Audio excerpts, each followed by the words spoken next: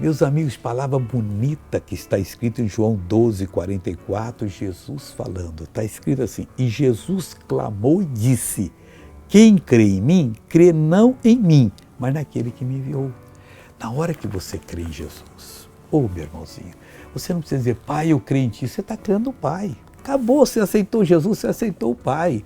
Você entrou pela porta estreita, pelo caminho apertado e nunca mais vai sair da presença de Deus. Agora, quem crê em Jesus e crê na igreja, crê no pregador e crê mais... Não, esse não creu. Quando você crê em Jesus, você crê exatamente em Deus, na palavra, passa a ser de Deus e o seu prazer é estar na casa de Deus, fazer a vontade do Senhor e ser muito abençoado. É isso que Deus está nos mostrando aqui agora e é o bom que você faça. Crê em Jesus, mas creia mesmo. Busque a Jesus, você vai sentir a presença dele que vale mais do que todo o ouro desse mundo. Veja essa pessoa que creu em Jesus e foi abençoada. Eu sofria da minha coluna desde os meus 20 anos. Desde os 20, só está com quanto? Com 65 anos. 45 anos de sofrimento. O que a senhora não podia fazer?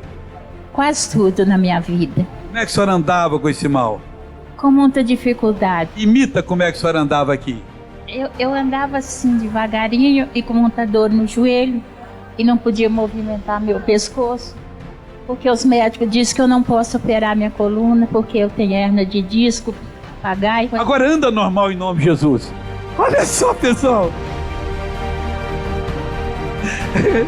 Aleluia, Jesus! Ficou curado. Aleluia, meu Deus! Obrigado, Jesus. Coisa linda. Meus irmãos, vamos orar agora. Deus, estamos aqui porque cremos em Jesus. E se cremos em Jesus, cremos em Ti. E crendo em Ti, nós estamos bem. Porque Tu nos guarda, nos protege. Deus é a mesma coisa. E nós queremos crescer nessa crença.